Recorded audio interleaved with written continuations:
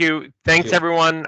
This is Claudio Gualtieri. I think I've met all of you already. I'll call this meeting to order and ask for a roll call for attendance purposes.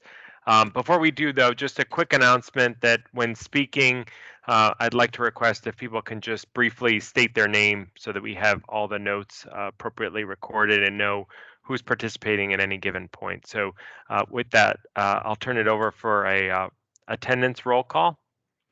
Claudio Gualtieri. Here. Victoria Veltri. Thomas McNeil. Present. Mr. Michael Gilbert from DSS. Here. And Dr. Manisha Jutani, Commissioner of DPH. Here. Thank you. Great, thank you. I'll now turn it over to Susan Richby, who's going to explain the need for a special vote that we need for a presiding officer for this meeting, given that it's my first official meeting.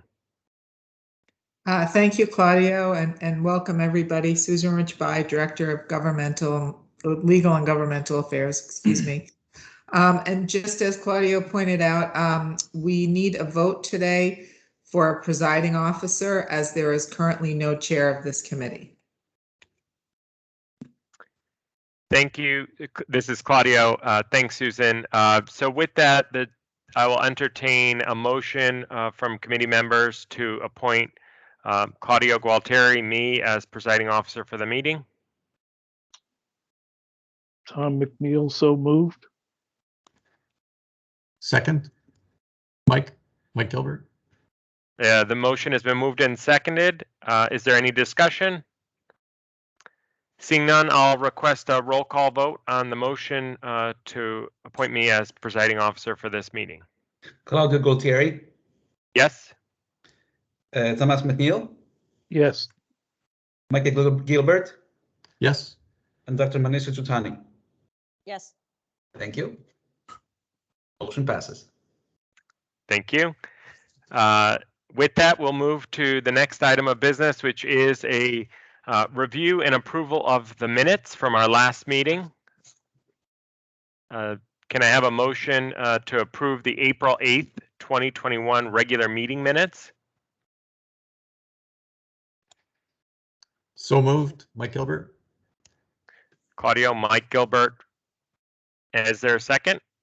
Second, Manisha Jutani. And we have a second. Thank you. Any discussion on the minutes? Can I just ask him? Oh, yeah, sorry, go ahead. Claudio. I'm sorry. The presentation says June 10th. Can someone just confirm what the date was? My apologies. It should have been April 8th. Okay, sorry about that. Just so we have the vote correct. Mm-hmm. So is there any discussion, and just for purposes of refreshing everyone's recollection, we're going to be voting to approve the April 8th, 2021 regular meeting minutes. Any discussion? If not, I'll ask for a roll call vote on approval of the minutes. Claudio Gualtieri. I'll abstain. Okay. Thomas McNeil. Yes. Michael Gilbert. Yes. And Dr. Manisha Jutani. Yes. Thank you. This is Claudio. I will now turn it to Ms. Richby for the introduction of another motion that we need to formally vote on for organizing purposes.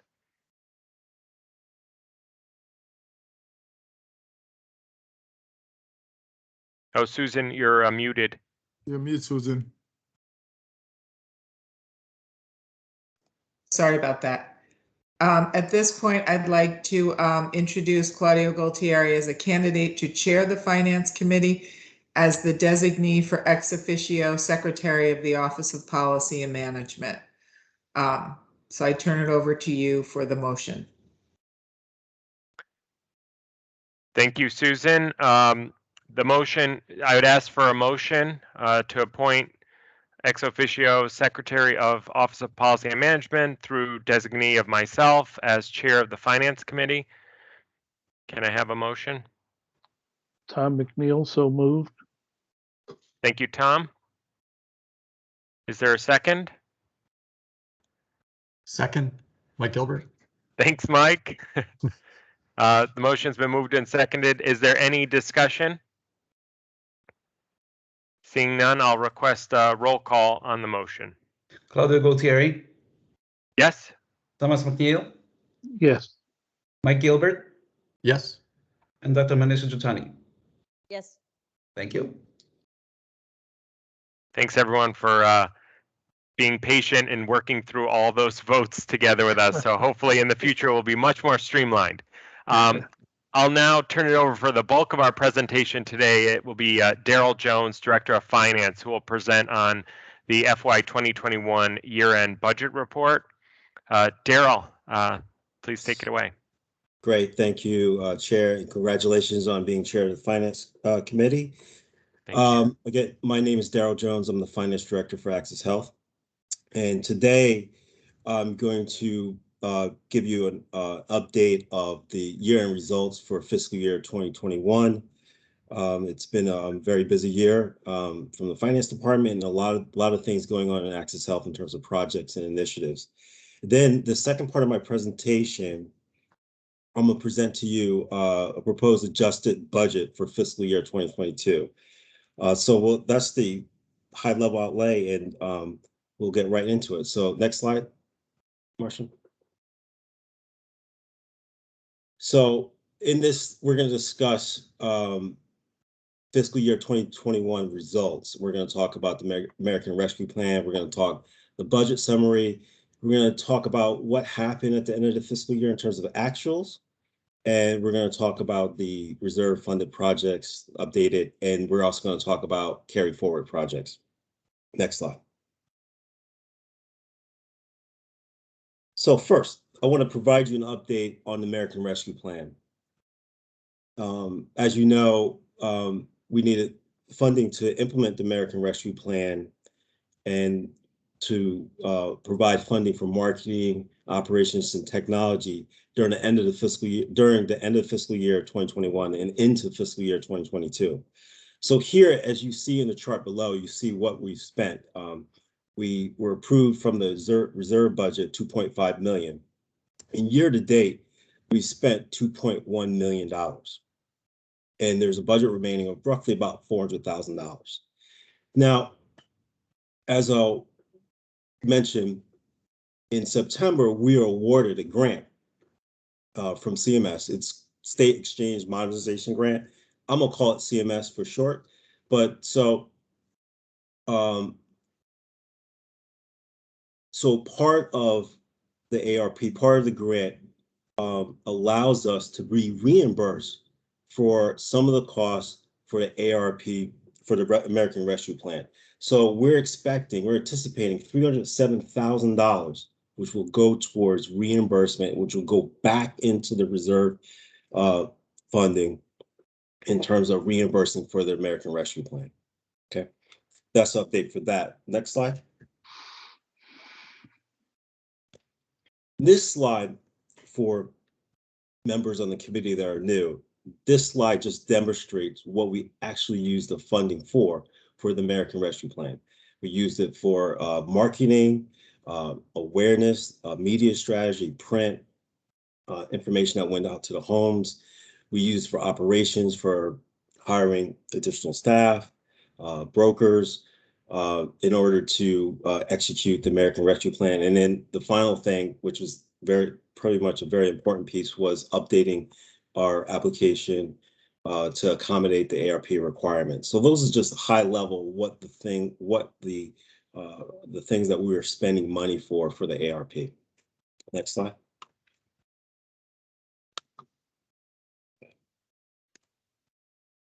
So again, this is the high level summary of fiscal year 21. So we started our budget with $53.2 million. At the end of the fiscal year, we spent $51.9 million. So essentially, we're under budget by $1.3 million. And now I'll explain exactly what that actually means, where that lied out, how we break that down in terms of our savings. So next slide.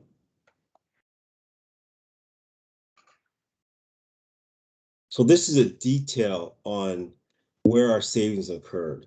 So again, $715,000 was through the expenses on Access Health side, and additional savings through the shared costs that we have with DSS brought us to $1.3 million. The main savings occurred in timing due to filling of vacancies, not hiring staff because of the pandemic. We had operational savings, which was tied to the pandemic. And then we had additional savings regarding the working from remote. So that's what accumulated to the savings that we achieved at the end of the fiscal year 2021. Next slide. So now I want to give you an update on the projects that are funded from our reserve funds. And the first two projects you see here are projects that were initiated in fiscal 2019. These are projects that were a partner with the Department of Social Services. The total project is $3.6 million. $500,000 of that is from our reserve funding. And these projects are partnered with DSS. And currently right now they're pending with DSS. So right now, until things change with DSS, these projects are right at this point pending. The second projects that were funded from our reserve funding involves Department of Health. This is where they partner with us, we partner with them on the vaccination initiatives that we work with. We funded, if you see the chart below, we funded about, the budget was $8.3 million, but we only used $4.9 million from our reserve funding to help with the projects with DPH regarding the call center and the vaccination outreach. I just want to note that these projects are pretty much wrapped up as of the end of October, and there's just the final billing that needs to occur.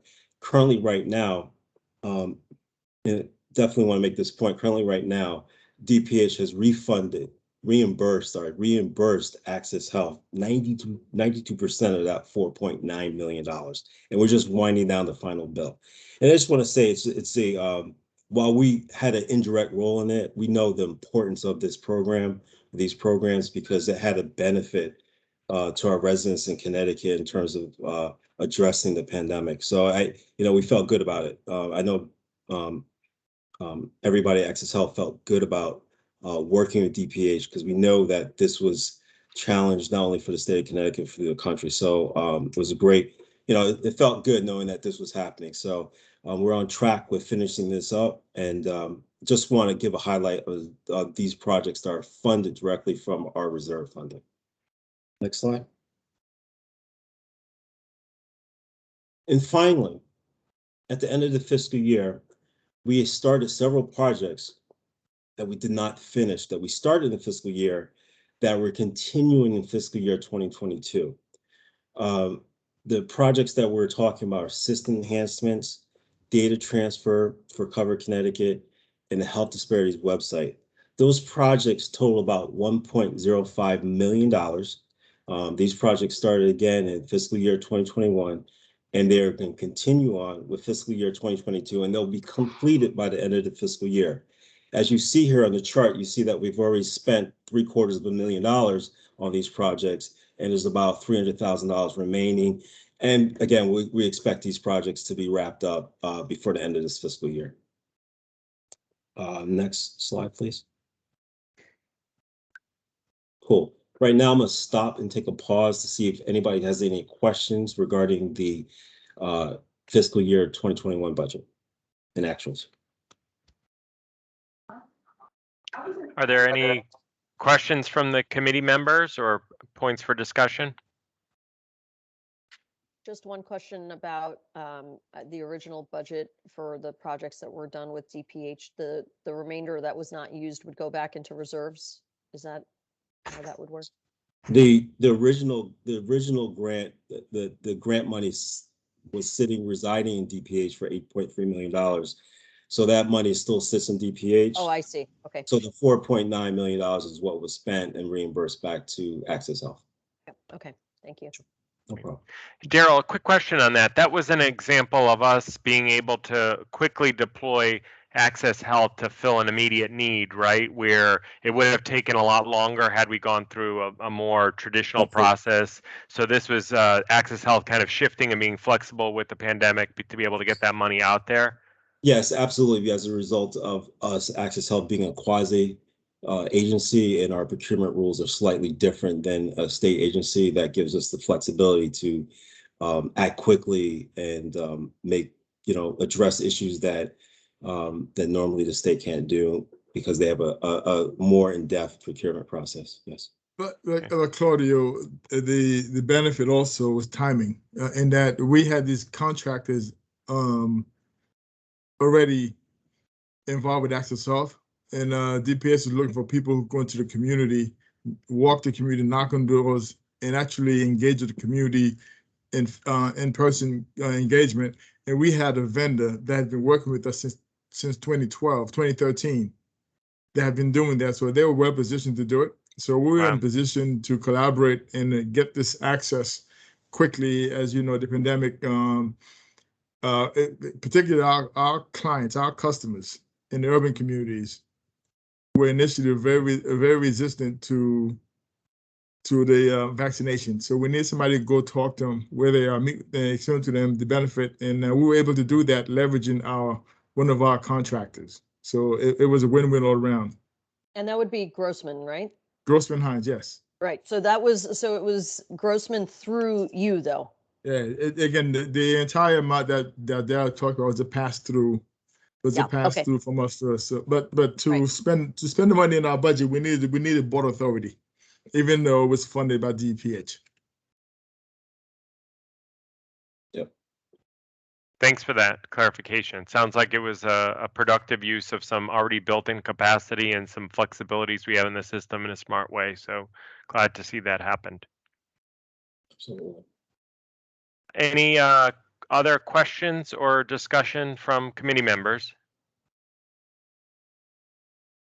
If not, there's going to be a few votes that we need to take now regarding the report and the proposed changes. So I would request first a motion to approve the FY20. No, not yet, Susan? I'm sorry, the votes are for FY22, which Daryl will present after this discussion. That was FY21. Okay, so we don't need any. We're good there? Yep, it's All already set. there. Thank you. Sorry. Good. Yep. All right. I'm sorry, just to ask for one other clarification. Can you repeat the exact dates of the fiscal year? Is it calendar year? No, the fiscal year, fiscal year July is July 1 to June 30th. Yeah. Okay, so Yeah. June 30th of like fiscal year 21 is going to be June 30th, 21. Yes. Correct. Yes. Yeah. Yes. Okay. Yes. So Sorry. right now we're on FY 2022. 22. We're already in 22, right? Okay. Correct. Thank you. No problem. Okay. So ready for fiscal year 22? Okay. All right. Here we go. As I said earlier, Access Health is busy, and that in fiscal 21, and that continues in fiscal year 2022. So in addition to our normal operations to support our core mission of lowering the number insured, this year our fiscal year budget focused on three strategic initiatives: IT investment, cybersecurity, and health disparities. In this slide here, I'm gonna walk you through 7 areas. We're gonna talk about the budget summary, high level. Then I'm gonna talk about the fiscal year 22 first quarter and the results. I'm gonna talk about the CMS grant. I'm gonna talk about Cover Connecticut. Then I'm gonna talk about the proposed adjusted budget, which we'll ask you to act on. And then we'll talk about, we'll wind things up with the share cost, and we're gonna talk about the projected reserve fund balance at the end of fiscal year 2022. Next slide. So in summary, looking at the first table here, in summary, this is the summary of first quarter, which ends September 30th. So our budget at the end, our budget for the first quarter is $12.2 million. And our actuals came in at the end of September, came in at 10.4.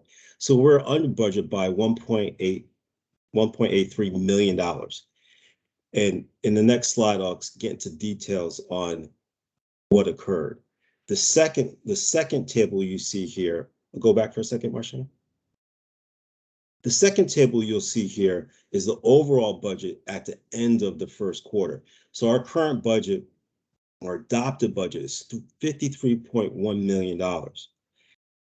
And our adjusted budget is going to go to $54.2 million budget.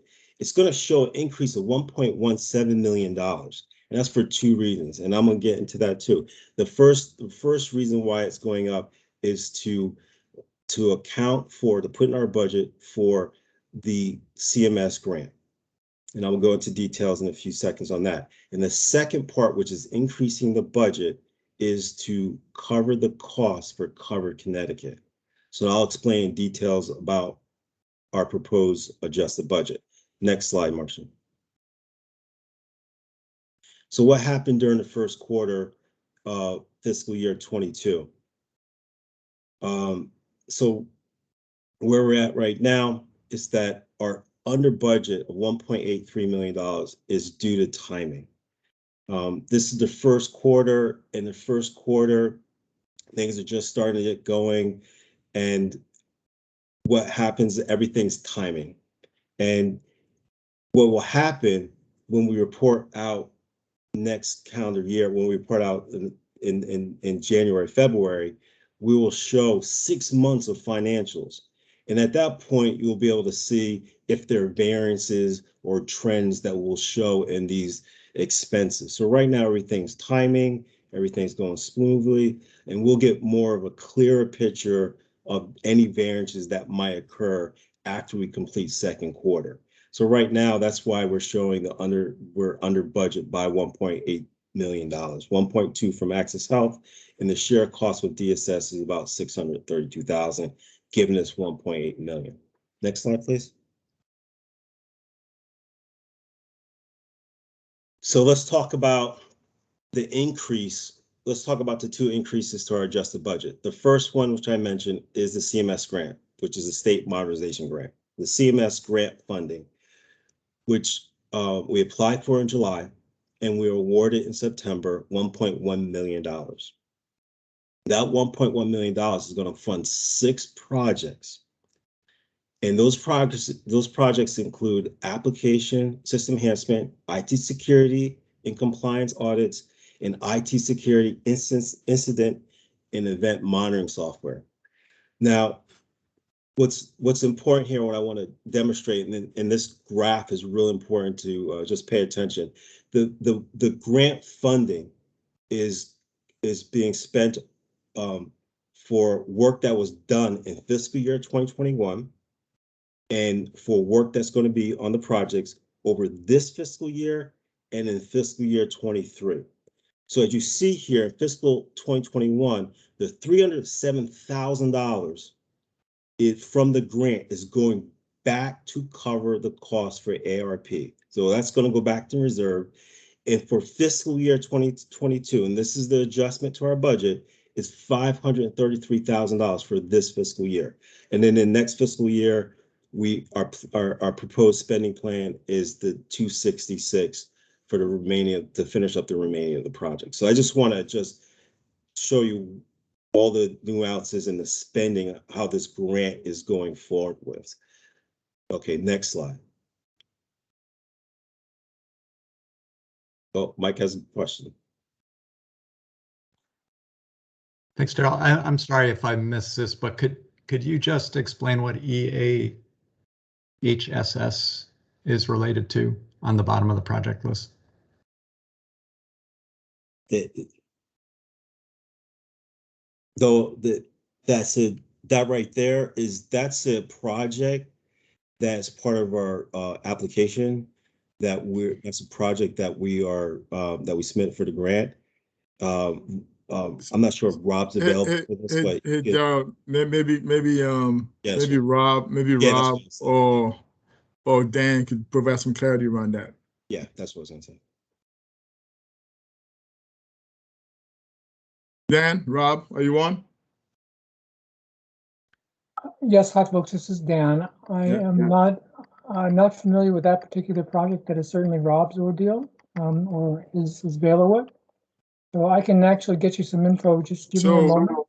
Hey, Mike, before the meeting is over, we'll give you an explanation what that project stands for. Okay, thank you, James. Yeah. Appreciate it. Marshall's good. Thanks. So the second increase to our adjusted budget is to cover cost of the Covered Connecticut program. So while the cost currently for Access Health for Covered Connecticut is actually $715,000, what we're proposing our request is for $643,000.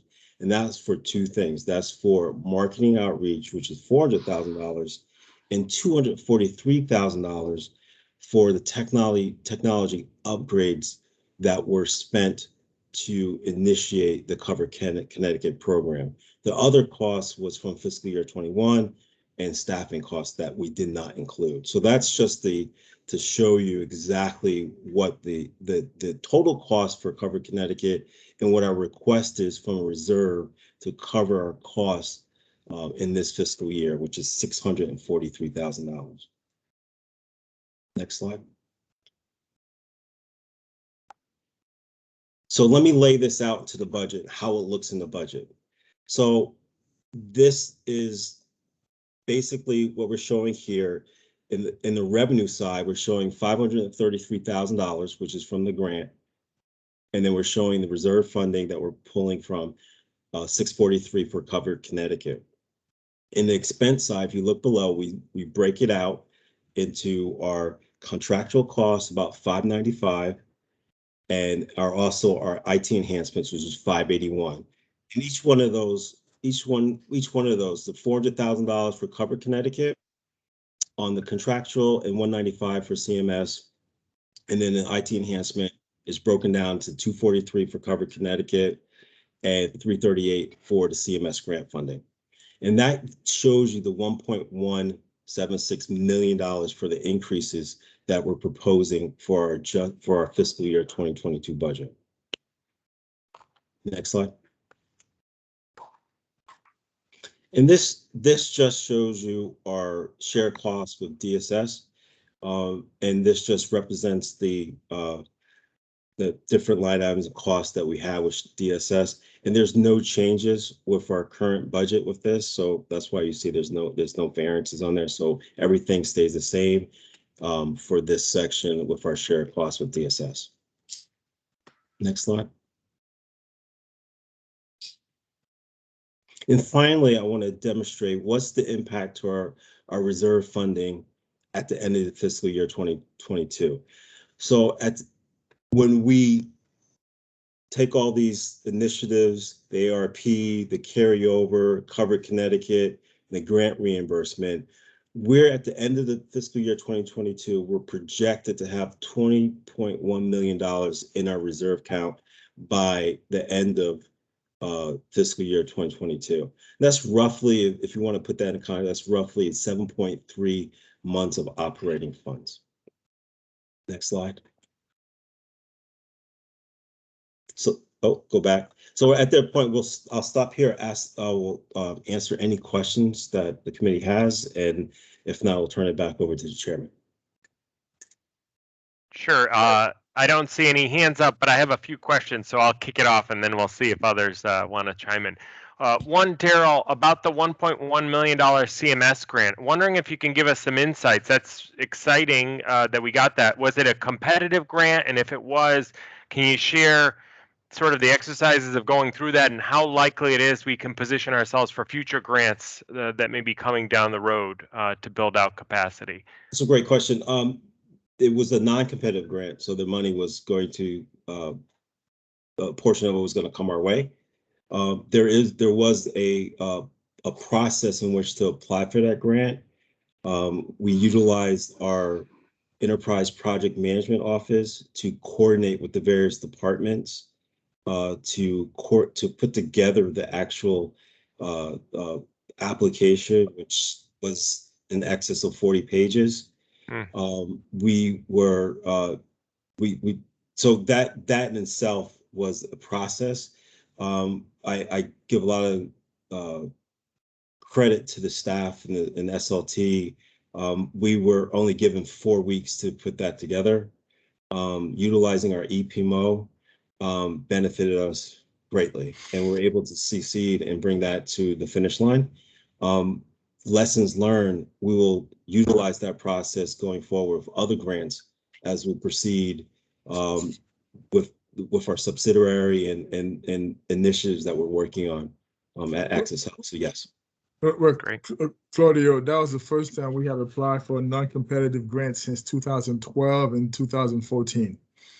So it was a very tight timeline. It was clearly defined what we had to do, but it was a very, very tight timeline. We have to apply for some specific projects. As Daryl indicated, we have a lot of new initiatives coming forward. Broker Academy being one of them, subsidiary. We believe that there's a lot of money out there, a lot of grant money available for the work we're going to try to do to improve the quality of health for all Connecticut residents. And we think that exercise, having gone through that exercise, is going to position us to go after a competitive grant and be successful at getting them. That's encouraging Claudia, to hear. that funding was made available to state exchanges as part of the American Rescue Plan Act. Oh, great. Good to know. So that's Thank where you. the pot of money came from. Very good. One more question. Oh, Commissioner, I'll defer to Commissioner Giutani for a question, and then I have one more. That's okay. I mean, you can go ahead, Claudio, if you want, and then. No. Go ahead. That was a different topic anyway. Okay. My question was that in the first quarter, it looked like your IT, if you, a couple of slides back, I think the IT expenses and something else looked like there was a lag there in terms of what you had budgeted and what was actually spent. But then it seems like in terms of what you're proposing you need for the rest of the year, that's where I think it was some of the enhancements also, and then IT budget is where you're expecting more. So I was just curious, is it that you think there was just a little bit of a lag in this first quarter, but that's where you need the majority of funds, if I understood it correctly? Yes, I mean, if you go back, Martian, so I can see the slide. Yeah, there was, Go back. if you go back a few more, I I think it was the one before this one. No, one more, maybe. Yeah, Go back. Go This back, one? go forward. forward No. one more. Go Forward one. forward. Yeah, over here, I was just looking at the equipment maintenance and the IT enhancements. Yep. And then but it seemed like in the subsequent, it seemed like that's what I understood was where you wanted to be able to put more investments in. So I was just curious, sort of the actuals versus the budgeted in the first quarter here versus what you were hoping to do going forward. So here, this is timing.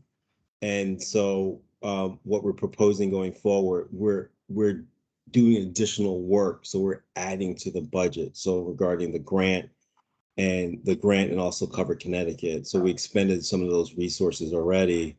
I see. And that's why we're adding to the budget to cover those costs. So Commissioner, in first quarter, especially in the IT area, you make commitment to start the process to commit resources, funding, but the work is not completely done. And this is why Dale says timing, because the work starts, it takes a while to get the work completed. Yeah. It takes a while to get it done. So that is why we have this timing where we have not paid it. The work has started, we committed, but we haven't paid all the commitments. That's why there's a gap there. There's the gap, yeah. Yeah, especially in the first quarter. Yep. Because we're just getting started. Got it. Thank you. Thank you. Great. Thank you. One more question I had was with respect to the additional funding that we're approving for Covered Connecticut. I noticed that a lion's share of the funding is going to go to marketing and outreach, 400,000 of the amount. Having worked in organizations where we did a lot of benefits outreach, trying to get and reach those communities hardest to engage, I know that it's costly. I know that it's hard. I also know that marketing and outreach can mean a lot of different things. Not all marketing and outreach is created equally. So I would encourage us, as we are willing to put the money there, and I think it's important that we put the money there, that we're also putting the demands on certain outcomes and metrics to make sure that we're getting the best value and return on those dollars. You know, how are we connecting to making sure that it's rolling up to new enrollment? You know, we have a goal of up to 40,000 being eligible for Covered Connecticut once it's fully actualized and the second part of the eligibility takes effect. But I certainly want us to be mindful of the golden standard, which is people enrolled and people getting help and how Right. that drives to it.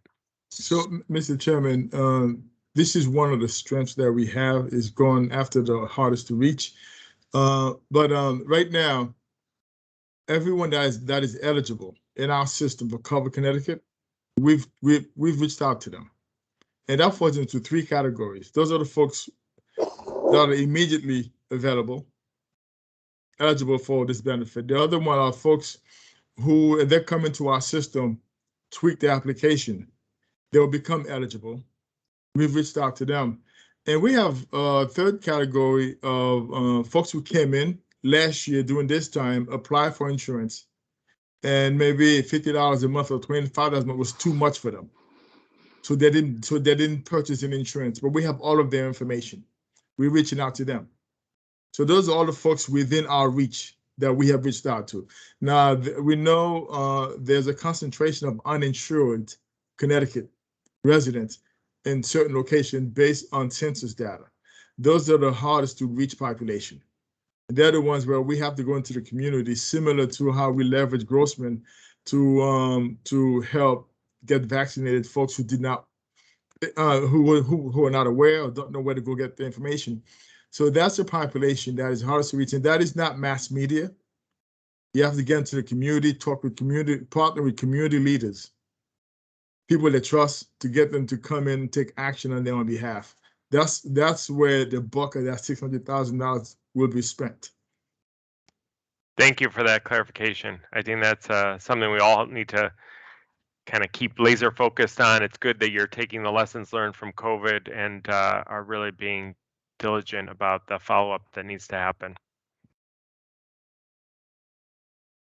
Any other committee questions or items for discussion?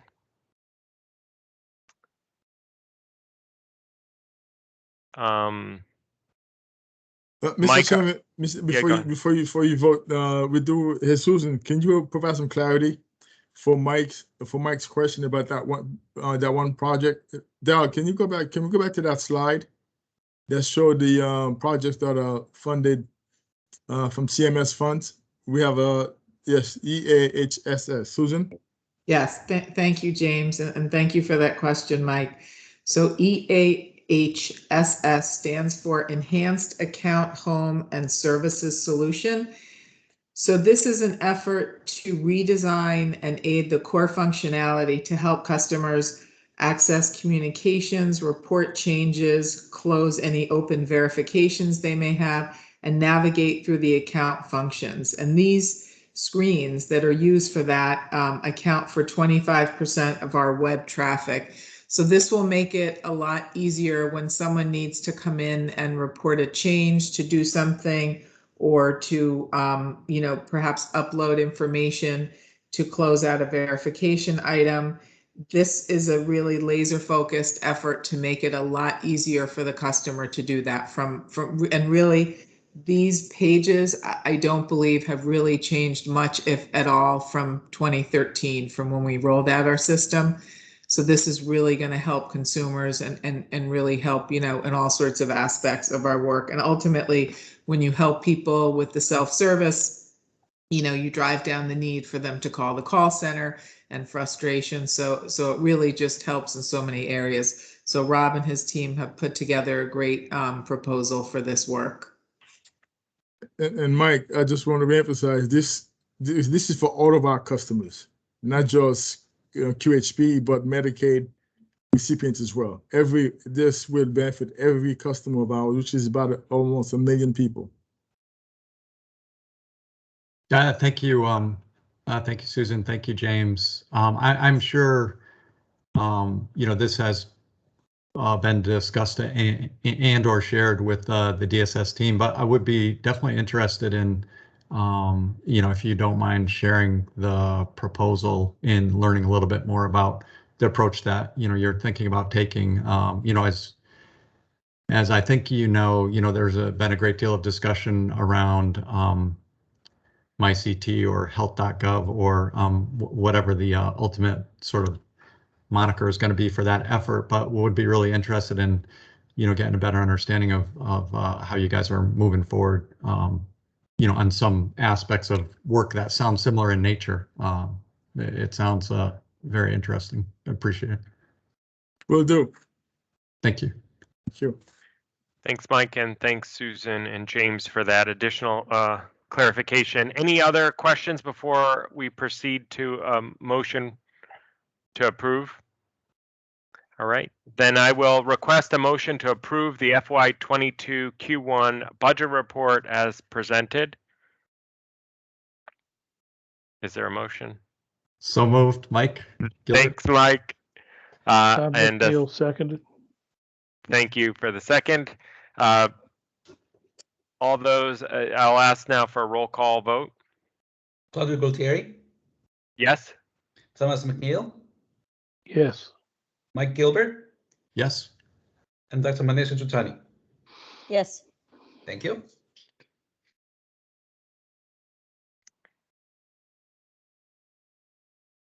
Mr. Chair, I think we're going to proceed to more votes, right? Yep, so the next one then is I'll request a motion to approve an additional expense of $630,209 for the Covered Connecticut program costs to the FY22 operating budget. And you guys, just to refresh recollection on that one, it was the breakdown that we had seen where there was some outreach marketing efforts, IT upgrades, and other directly related expenses to making that program actual. Any discussion or before we proceed to a roll call?